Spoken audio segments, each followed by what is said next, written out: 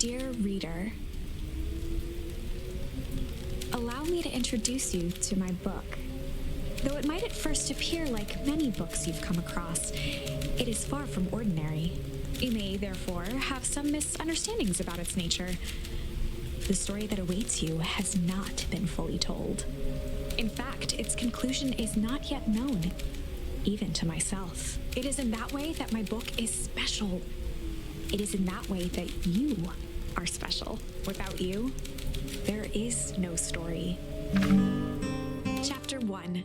Normal isn't what it used to be. This is a story about change. Nestled in a shallow valley is the town of Beacon Pines. Far from the town square, across the river, past the neglected welcome sign, a young boy walks alone at dawn. His name is Luca Van Horn, and like you, dear reader, he's here for a reason.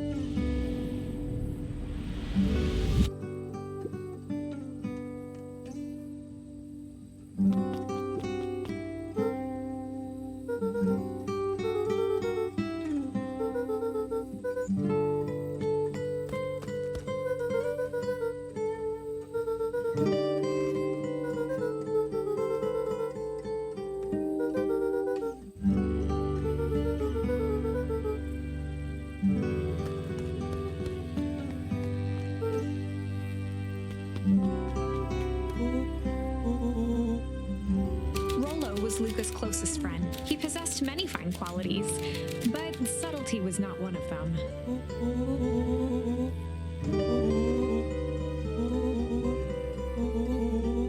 Rollo finally noticed the tears swelling in his friend's eyes and the flowers on the grave.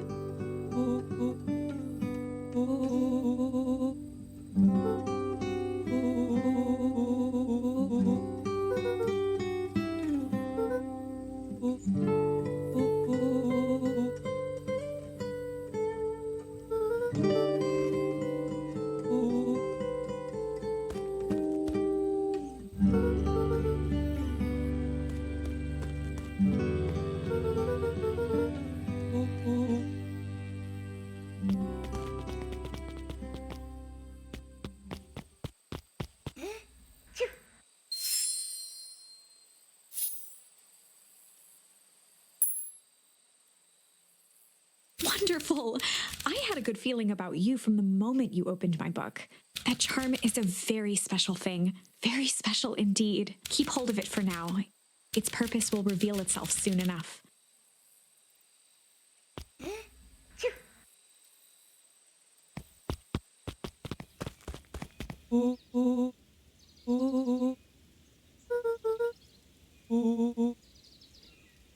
Rollo looked to the side suspiciously.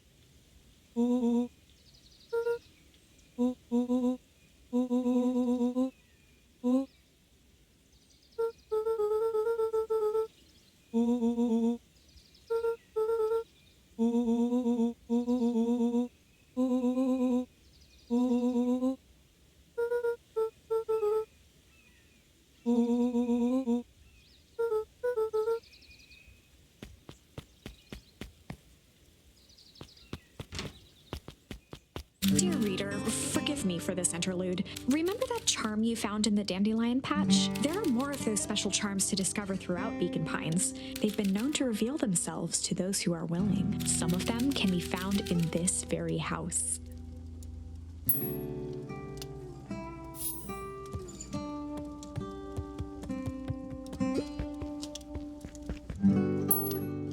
Since Gran had moved in, the house was more peaceful, more orderly, and more covered in flowery fabric.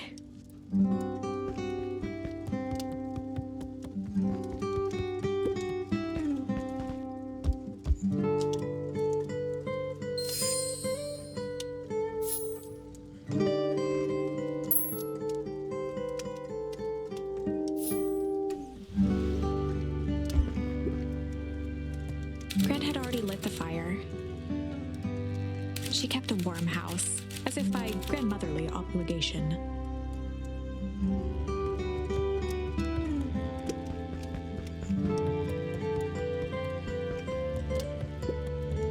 Just some dusty knickknacks.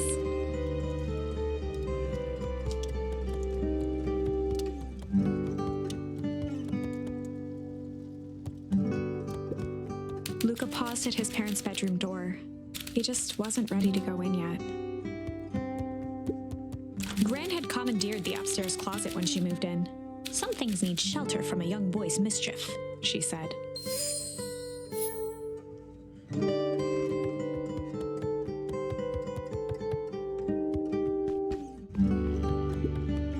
Luca tossed on his favorite old sweater. Even though it was the first day of summer, a chill still hung in the air.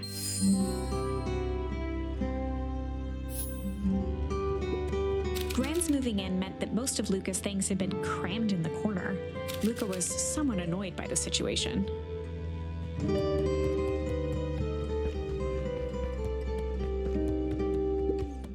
Gran's bed was undisturbed. Luca didn't mind that she had a habit of falling asleep in front of the fireplace. It meant that he could read late into the night.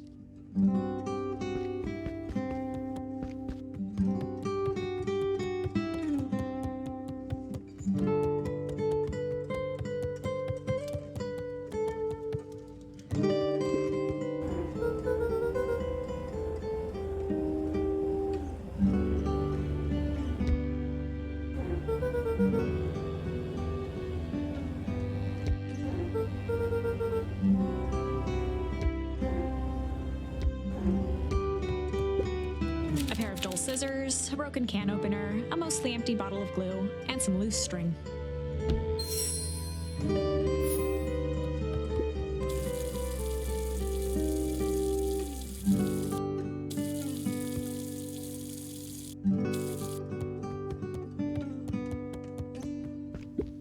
The only piece of furniture Gran had brought when she moved in was an old hutch.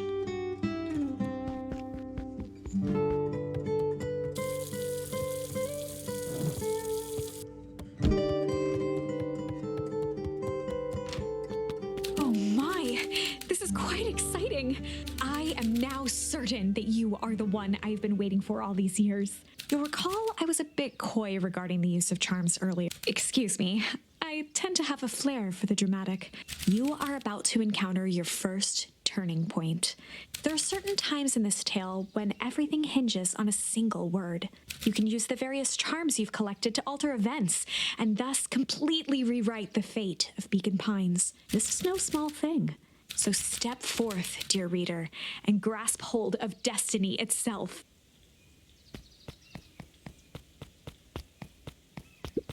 A beginner's guide to gardening laid open on the bench. The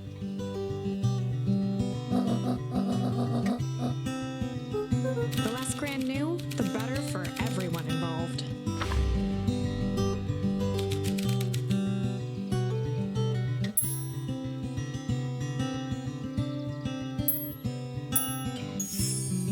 Just gonna go chill for the day. The best lies are built on truth.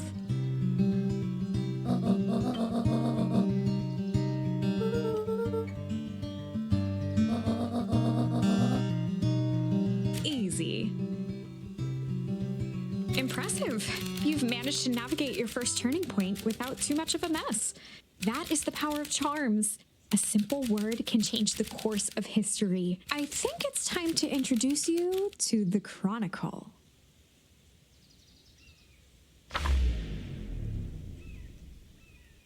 The Chronicle is a record of the decisions you've made. You can see the turning point which has been revealed. At any time, you can use the Chronicle to go back and invoke different charms, creating new branches. This conversation with Gran seems innocent enough. The perfect opportunity to experiment with rewriting things.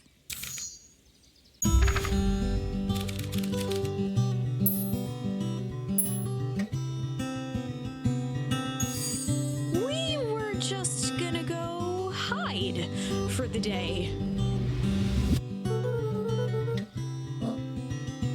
Traditionally, when one is trying to hide something, they avoid literally using the word hide.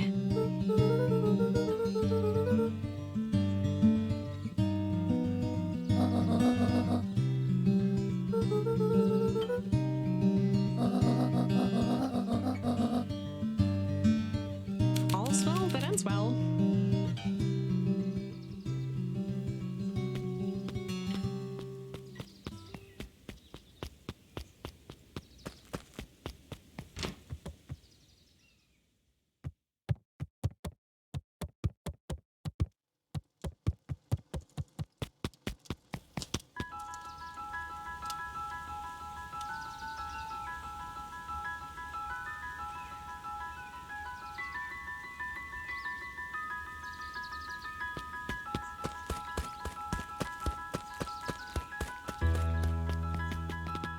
Chapter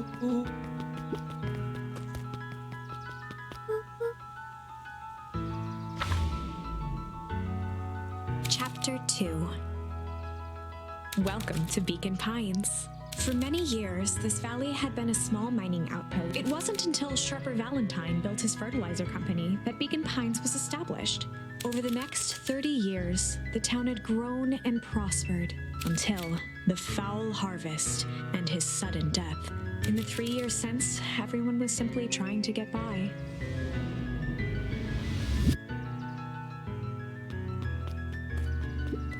For a town that saw few visitors, the welcome was perhaps more grand than necessary.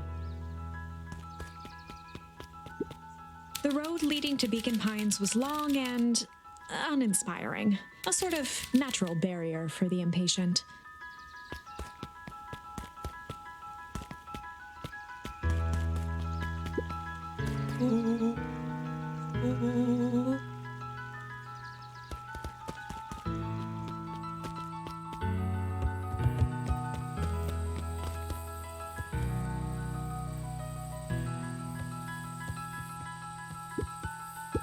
After Luca's father had passed, Rollo became obsessed with them building their own Hank atomic star scraper. It was some time before Luca realized it was Rollo's way of keeping him occupied.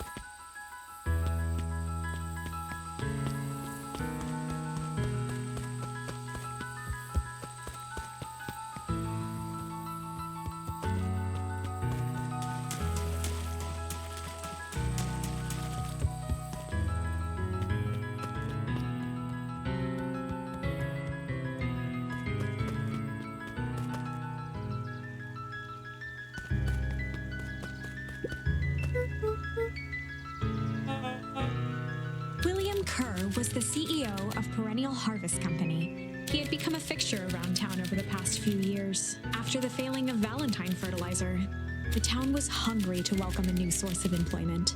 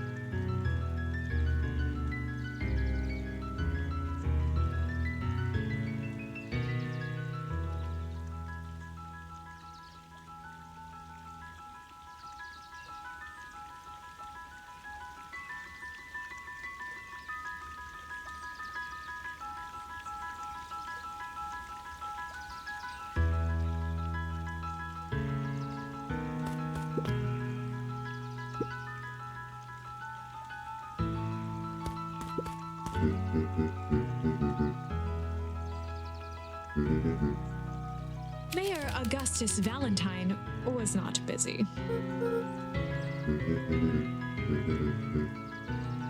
Flustered, Gus instinctively loosened his tie.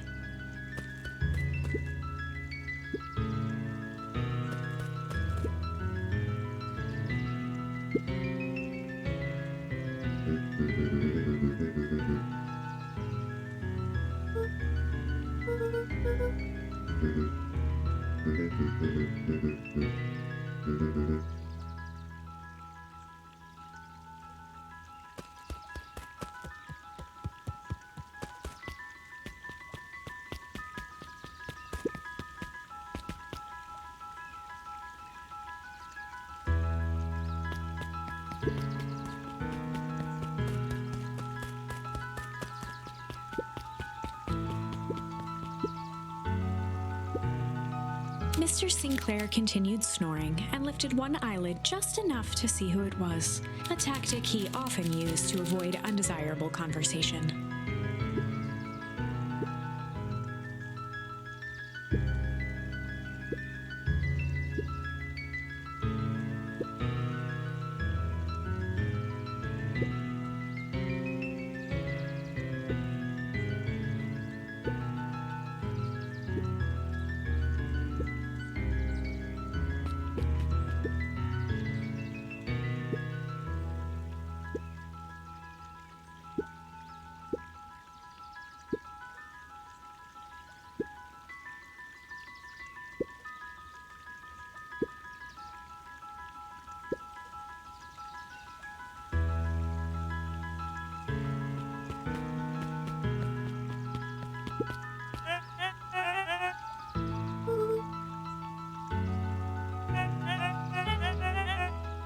They pulled a pen from the pocket of their sweater vest and began to frantically jot something down on a clipboard.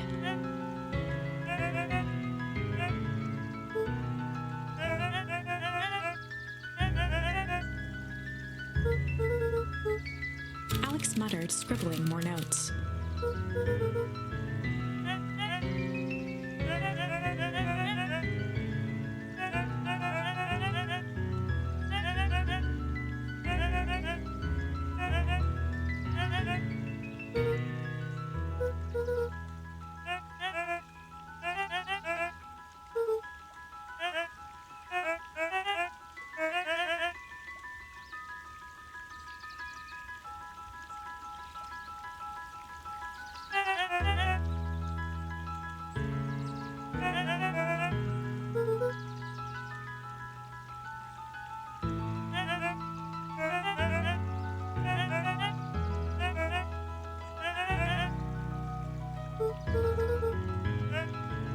Luca could just make out their words over the pen scratching.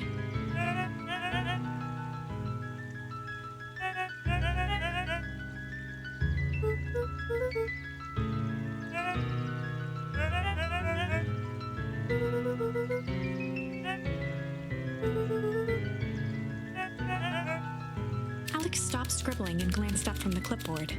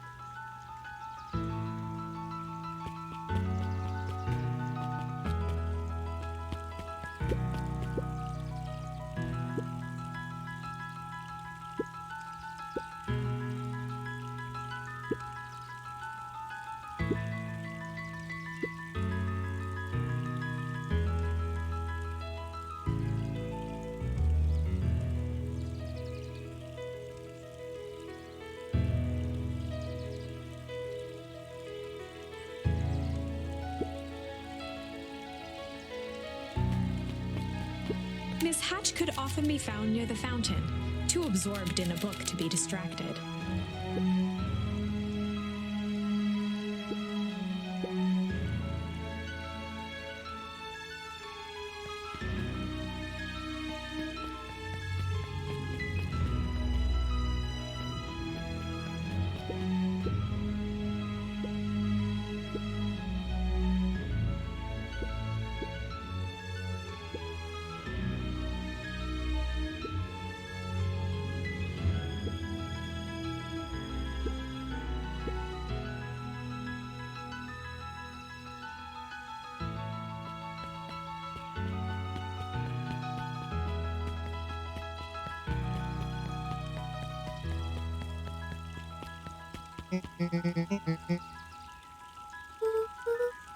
Oh, right.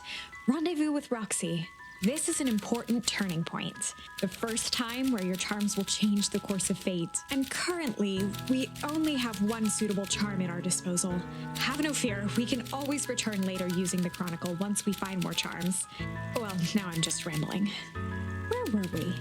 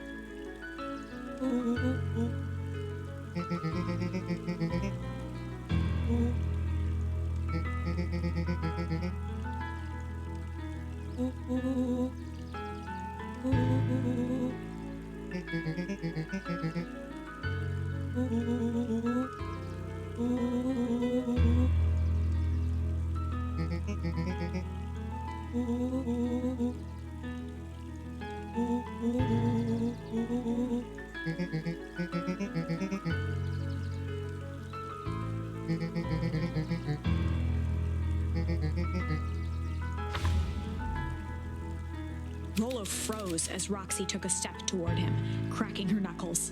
Luca knew he had one chance to save his friend from being dragged home.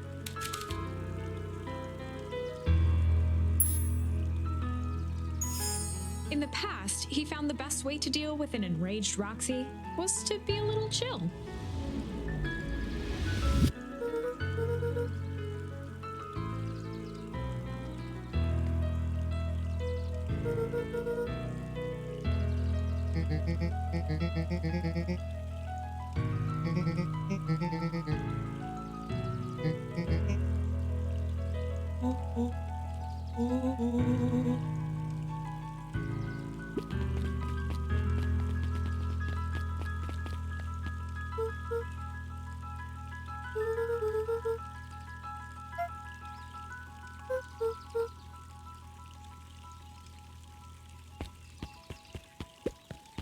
Holden Wilder ran the local paper of record, the Beacon.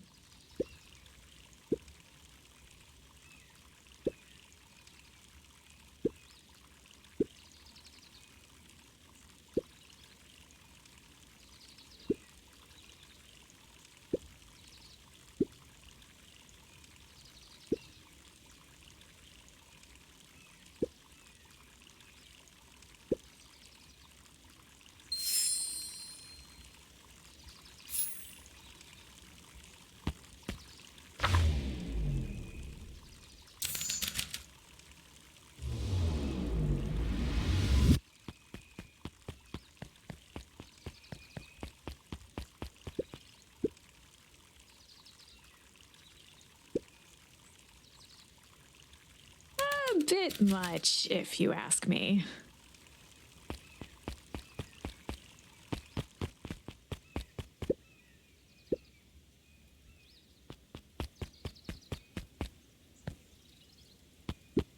Jeff's hardware closed down about a year ago. The effects of the foul harvest stretched wide. When there are no crops in the field, tractors don't need fixing.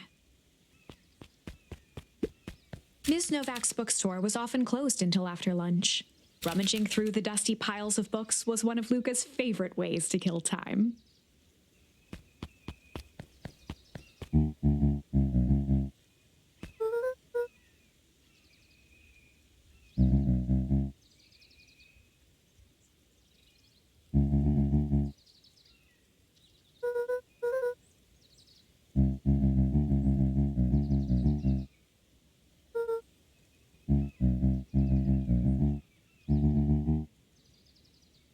A promise Gran regretted the second it was made.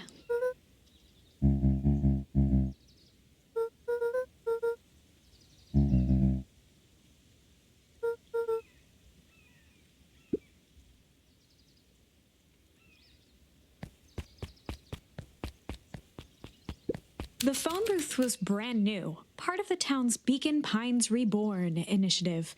It didn't see much use.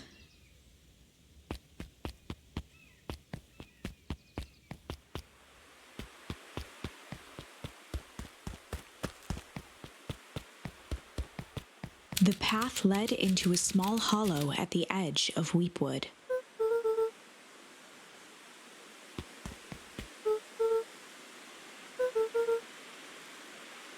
The fence thrummed with a gentle electric buzz.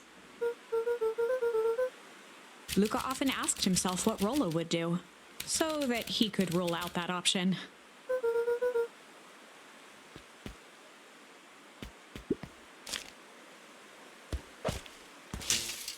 As sparks flew from the fence, the light atop that section shut off. 2 bulbs remained.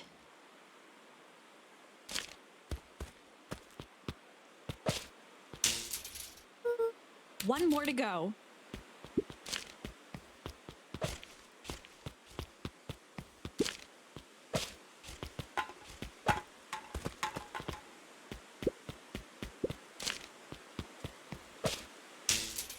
The fence's buzzing gave way to silence. Every kid in town knew the old Valentine fertilizer building. Long abandoned, the warehouse once served as the industrial heart of Beacon Pines. Now, it stood only as a reminder of things left behind. The dormant building showed strange signs. There was only one way to find out.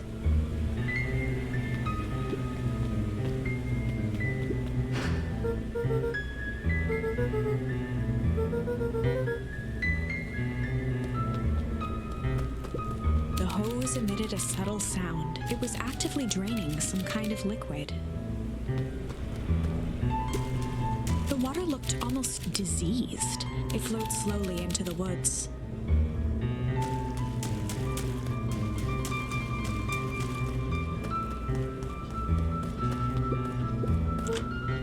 Luca thought he heard faint sounds coming from the other side of the door.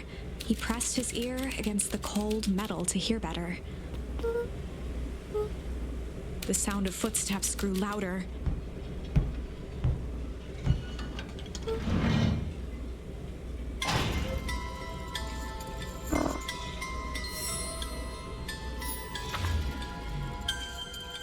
The heavy steel door knocked Luca to the ground. Disoriented, he looked up to see an imposing figure silhouetted in a green glow. It lunged toward him.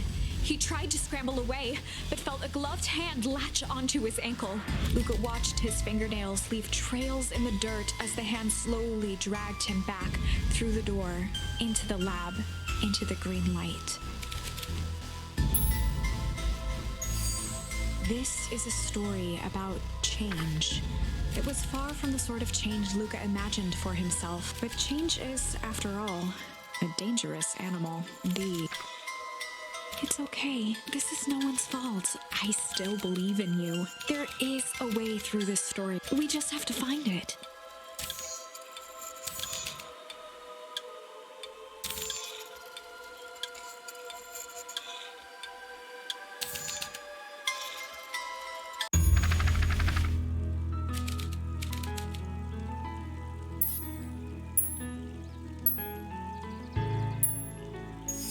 In the past, he found the best way to deal with an enraged Roxy was to be a little shit.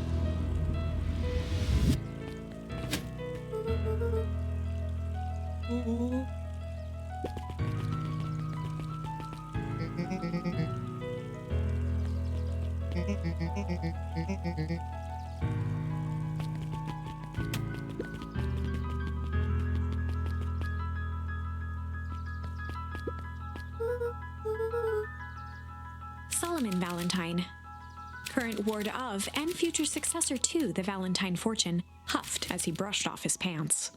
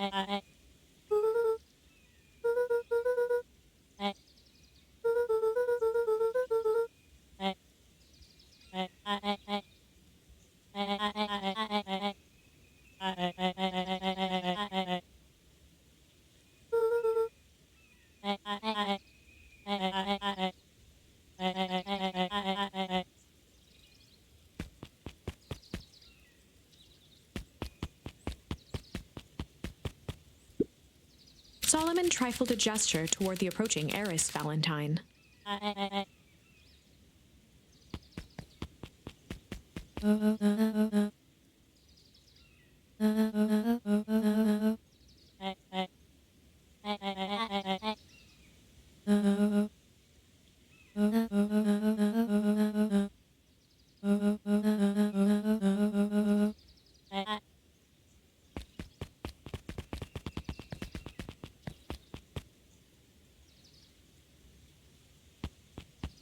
Ms. Novak's bookstore was often closed until after lunch. Rummaging through the dusty piles of books was one of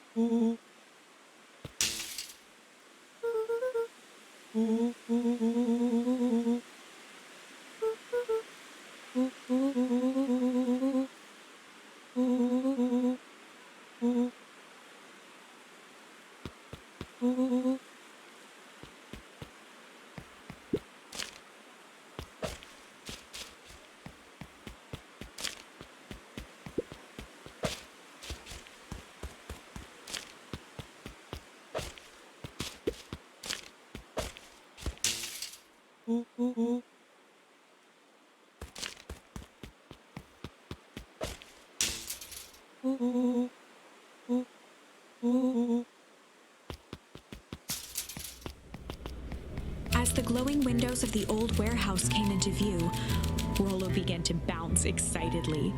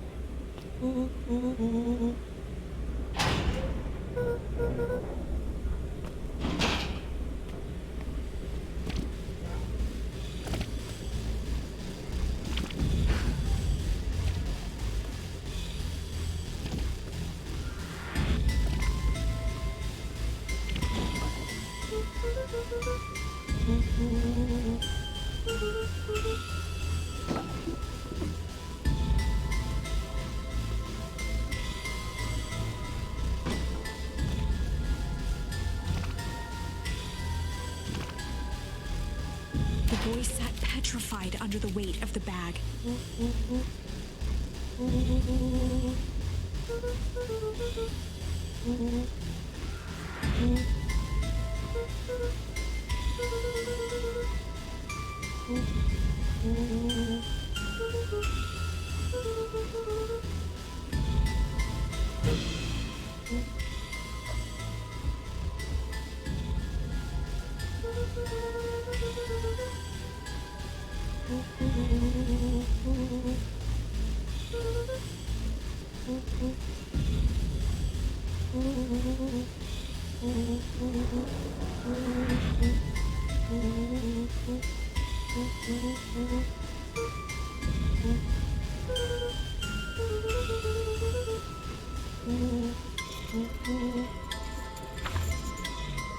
Lucas sat in the dark, tracking the sound of Rollo's footsteps as he ran. 1, 2, 3. He pressed his ear to the dumpster wall, straining to hear Rollo's footsteps as they faded away. 15, 16, 17. He tried not to think about the contents of the dumpster as he counted. 35, 36, 37. The thick stench made it hard to breathe. Screw it, that's long enough. Luca carefully lifted the lid and peered out. Nothing. No sign of Rollo. No sign of the man in the yellow suit. Time to haul ass. Luca clambered from the dumpster, stumbling to his knees. He was up like a shot and running, sprinting toward home as fast as he could. Beacon Pines flew by, blurred by the tears that welled up in his eyes. He wouldn't remember getting home at all that night. Throwing his front door open, storming up the stairs to his room, and surrendering to sleep almost as abruptly as he hit his pillow. Chapter 3: Finding a Friend. The next morning, it was quieter than usual at the breakfast table. Only the sound of silverware and chewing interrupted the awkward silence.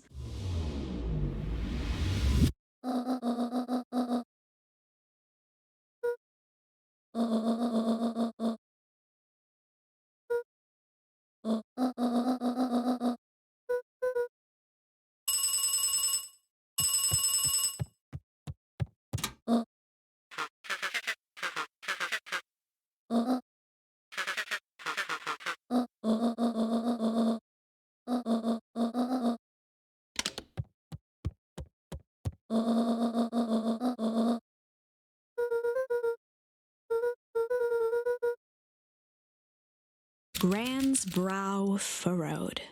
She let out a long sigh. Her voice was quiet and even.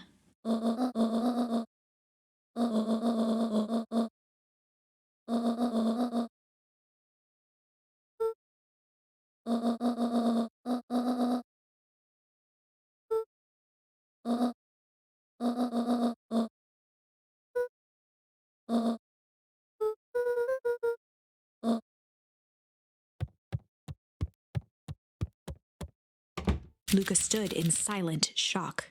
Where could she even be going?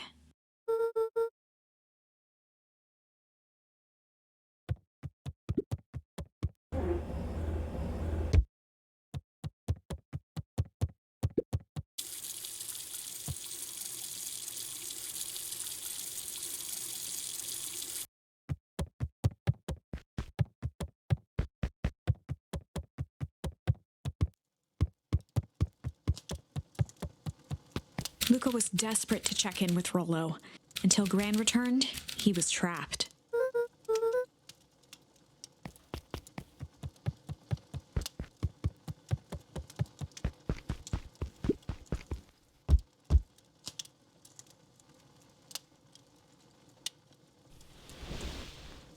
A faint electronic sound floated in the air.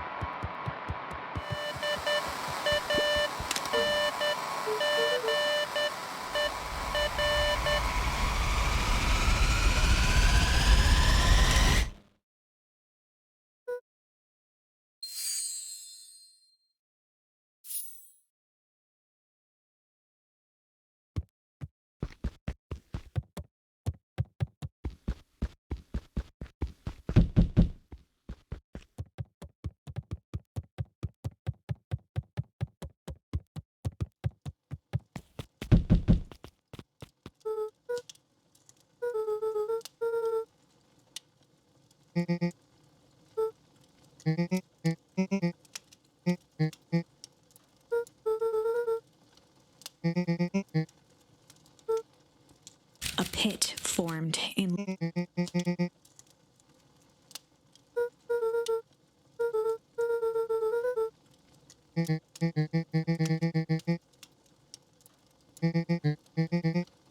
Luca's mouth felt dry.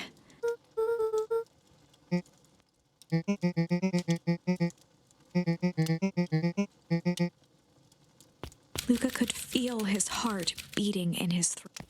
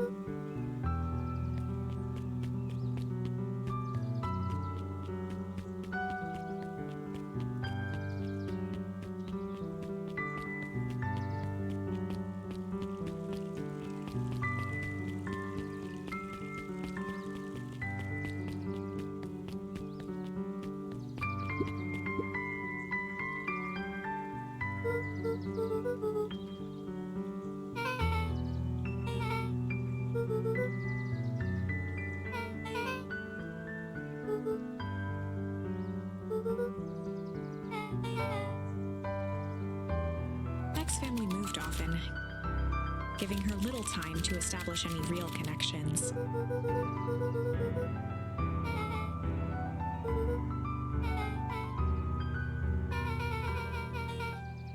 Luca shifted his feet uncomfortably.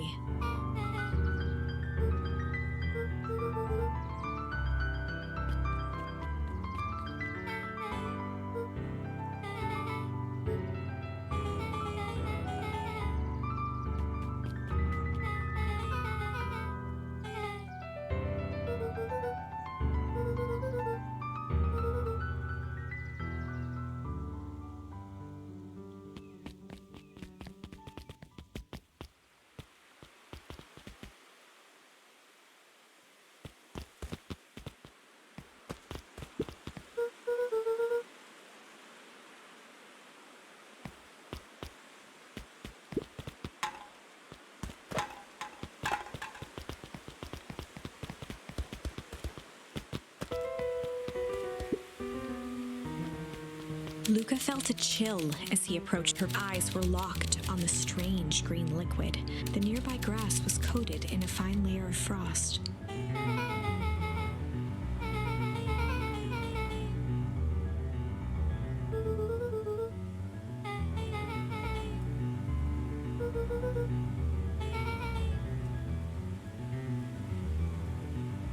Luca watched as Beck dipped a broken tree branch into the goo. Beck's eyes widened as flowers grew from the dead wood. First small buds, which quickly bloomed into vibrant petals.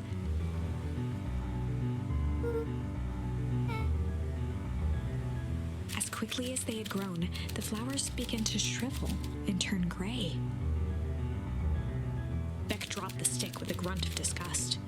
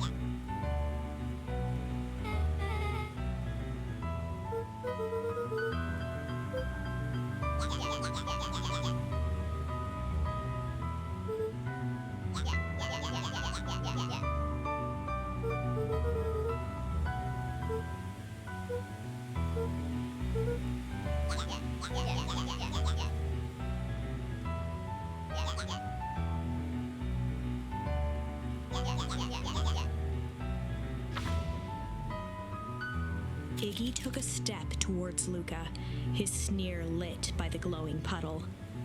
Beck could see tears welling in Luca's eyes, his fists clenched.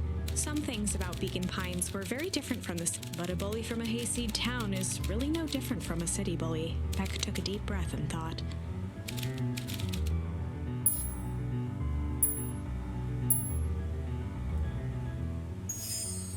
Well, time to bust out the tickles.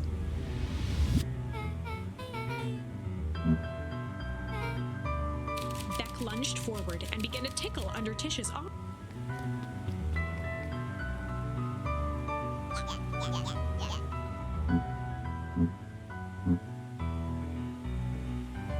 Tears began to form in Tish's eyes as she gasped for breath between gales of laughter. Beck redoubled her efforts until Tish finally had had enough.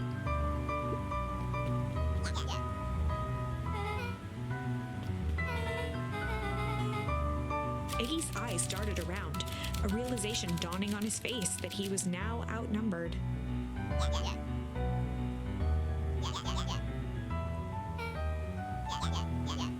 Iggy kicked at the puddle toward Beck before making his escape.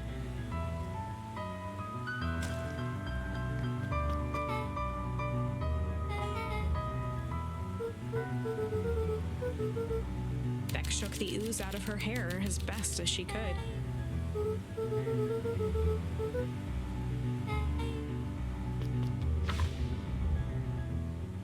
I'm afraid that's the end of this part of the demo, but that doesn't mean there isn't more to discover. Remember, each new charm you found has special power. Just look to the Chronicle.